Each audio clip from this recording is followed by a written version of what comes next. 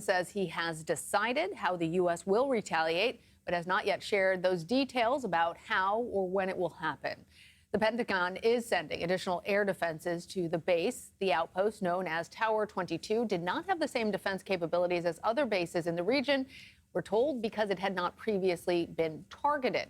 The attack killed 3 soldiers and wounded at least 40 others. 2 of the soldiers who were killed in that strike were posthumously promoted yesterday. Sergeant William Rivers, Sergeant Kennedy Sanders, and Sergeant Breonna Moffett were in their sleeping quarters during that attack.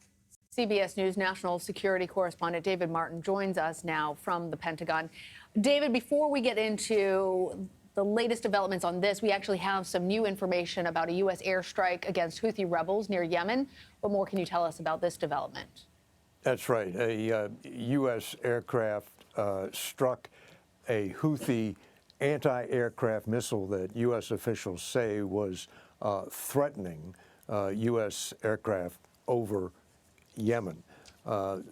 Usually that means the radar was turned on and tracking them, and planes can detect when they're being tracked, and they have the ability to fire back at the source of that radar. And this is the first time, at least that I'm aware of, that the U.S. has actually had one of its aircraft over Yemen threatened by a Houthi surface-to-air missile.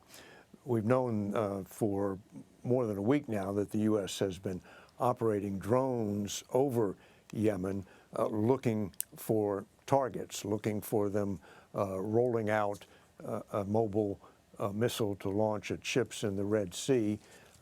This time, it looks like the Houthis tried to do something about that by getting ready to shoot down one of these American planes.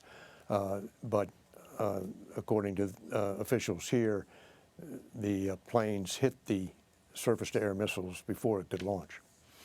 And David, you have, because Houthi militants are backed by Iran in the background of all of this, so this very well could be in response to Sunday's attack in Jordan. But as far as you know, do we have any specific information on how and when the U.S. plans to specifically respond to Sunday's attacks? Well, weather is going to be a very big determining factor in when the U.S. responds.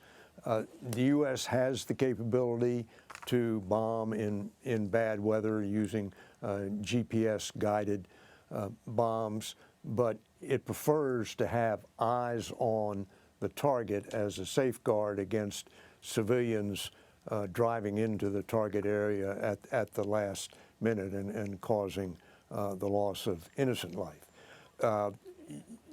And if you have a cloud cover, then you obviously have to get below the clouds to get eyes on, and then that sort of gives your presence away and also exposes you to ground fire. So weather is a factor here. The how has been pretty much decided. It's going to be a number of days of strikes against Iranian facilities and Iranian personnel based or located in Iraq and Syria. I'm sure there will also be strikes against some of the local militias that have actually been carrying out these attacks against American bases. But Iranian facilities and personnel inside Iraq and Syria are going to be on the target list. All right.